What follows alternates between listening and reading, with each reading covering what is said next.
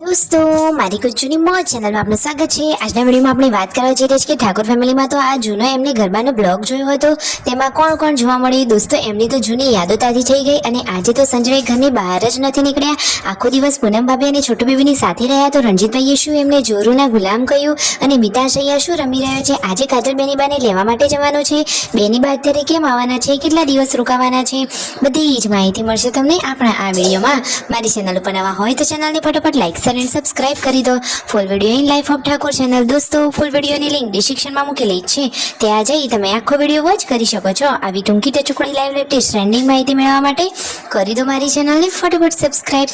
તો ચાલો દોસ્તો વધારે રાહ ન જોતા આપણે વિડીયોની શરૂઆત કરી દઈએ। તમે વિડીયોમાં લાઈવ જુઓ કે તેમના મમ્મીએ ચૂલા ઉપર સરસ મજાના આ બાજરીના રોટલા બનાવી દીધા છે અને બધા લોકો સાથે જમવા પણ બેસી ગયા છે। અહીંયા રાકેશભાઈ, શિલ્પા ભાભી અને તેમના મમ્મી જમવા બેઠા છે। પૂનમ ભાભી તો છોટુ બેબીને રમાડી રહ્યા છે। અત્યારે એને નવડાવી લીધું છે અને સરસ મજાના નવા વ્હાઈટ કપડાં પહેરાવી લીધા છે અને તેને લઈ અને તેઓ આમ તેમ આંટા મારી રહ્યા હતા। અને આજે તો સંજયભાઈ શું કરી રહ્યા છે, સંજયભાઈ તો આજે છોટુ બેબીની બહુ જ કેર કરી છે અને આમ પણ એ તો એકદમ કેરિંગ છે।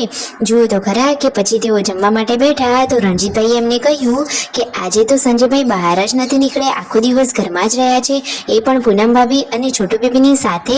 જુઓ તો ખરા જુઓ તેમના મમ્મી પણ કહે છે કે હા આજે તો સંજયભાઈ બહાર જ નથી આવ્યા। તો સંજયભાઈ કહે છે આમ પણ તમે લોકો કહો છો તો ચાલો આજે તો સાચે જ બહાર નથી આવું, એ રીતે એ તો મસ્તી કરી રહ્યા હતા। અને પૂનમ ભાભી જુઓ અહીંયા જમવા માટે ટેબલ પર બેઠા હતા તો સંજયભાઈ પણ તેમની સાથે અહીંયા તેમને સાથ આપવા માટે સાથે જમવા બેસવા આવી ગયા છે। તો જુઓ તો ખરા કે પૂનમ ભાભી અને સંજયભાઈની તો આ ક્યુટ જોડી છે, એ તો એકદમ હેપી કપલ છે, હંમેશા હસતા રહે છે। અને જુઓ તો ખરા કે આ બંને હંમેશા હસતા જ સારા લાગે છે। અને જુઓ એ કહે છે કે ભલે ને લોકો કહે જોરુના ગુલામ, એમાં શું ખોટી વાત છે, સાચી વાત ને દોસ્તો। પૂનમ ભાભી પણ ખુશ થઈ ગયા અને કહે છે કે લગ્નના 10 વર્ષ થયા પરંતુ આજે પહેલી વાર એવું લાગે છે કે તમે મારી સાથે જમી રહ્યા છો। આ રીતે એ તો મજાક મસ્તી કરી રહ્યા હતા અને આજે તો તેમના મમ્મીએ નવા ચૂલાનું મુહૂર્ત પણ કરી લીધું છે।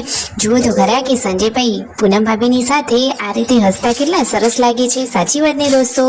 તો અહીંયા જમવા બેઠા છે ને છોટુ બેબીને નવડાવીને મસ્ત મજાનો આરામ કરાવી રહ્યા છે। મિતાંશ તો દાદીમાની સાથે મસ્તી કરી રહ્યો છે અને આજે તો ચૂલાનું મુહૂર્ત કર્યું તો તેમના મમ્મીએ સૌથી પહેલા બાજરીના રોટલા બનાવ્યા। સંજયભાઈ તેમના હાથેથી પૂનમ ભાભીને ખવડાવે છે પરંતુ પૂનમ ભાભી નથી ખાતા, એ તો મસ્તી કરી રહ્યા છે દોસ્તો। અને જેન્સી અને ગુડ્ડુ એ લોકો તો આજે સ્કૂલમાં ગયા છે અને કાજલ બેનીબાને લેવા માટે જવાનું છે, તેમના માટે કંઈક સરપ્રાઈઝ પ્લાન કરવાનું છે।